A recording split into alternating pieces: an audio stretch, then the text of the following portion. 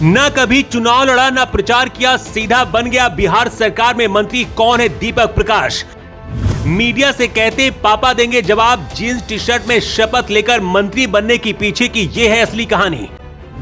नीतीश कुमार के लिए मुसीबत बने मंत्री दीपक। बिहार में लालू से भी बड़ा बीजेपी का परिवारवाद देखिए। जिंदगी में कभी पंचायत का भी चुनाव नहीं लड़ा, विदेश में पढ़ाई की, लेकिन मोदी के सामने शपथ लेकर बिहार के मंत्री कैसे बन गए दीपक कुशवाहा, उसकी पूरी कहानी आपको इस रिपोर्ट में बताएंगे। दीपक कुशवाहा बिहार सरकार में सबसे कम उम्र के मंत्री बने। दीपक कुशवाहा को यह भी खबर नहीं थी कि वो मंत्री बनने वाले हैं। भीड़ के बीच में नीतीश कुमार का शपथ समारोह देखने गए।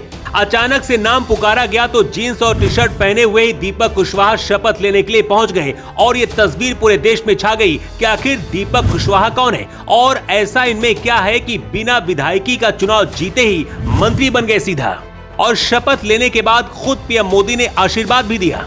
ये वही मोदी है जो लालू यादव और अखिलेश यादव पर परिवारवाद का आरोप लगाते हैं। दीपक कुशवाहा के मंत्री बनते ही दीपक से ज्यादा उनकी पत्नी साक्षी सोशल मीडिया पर वायरल होने लगी हैं। लेकिन पहले दीपक प्रकाश के मंत्री बनने की कहानी आपको बताते हैं। दीपक कुशवाहा राष्ट्रीय लोक मोर्चा सुप्रीमो उपेंद्र कुशवाहा के बेटे हैं, जिन्हें पंचायती राज मंत्री बनाया गया है। दीपक कुशवाहा ने विधायकी नहीं जीती। इसका मतलब है कि 6 महीने के अंदर उनको विधायक बनना पड़ेगा या फिर विधान परिषद का सदस्य बनना होगा।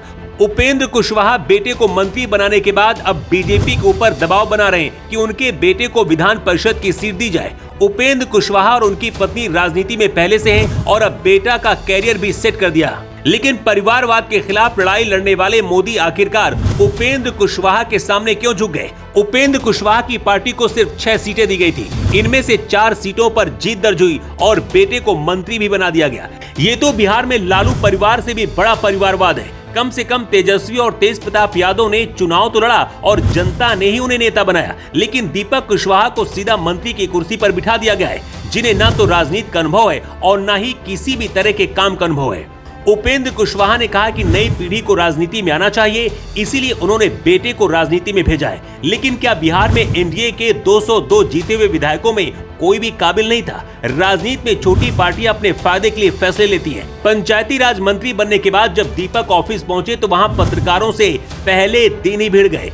जब पूछा गया कि उन्हें बिना चुनाव लड़े मंत्री क्यों बनाया गया तो दीपक ने जवाब दिया कि जाओ पापा से पूछो जाकर। सोशल मीडिया पर दबाव बनने के बाद अब उपेंद्र कुशवाहा ने परिवारवाद और बेटे को मंत्री बनाए जाने का जवाब दिया है।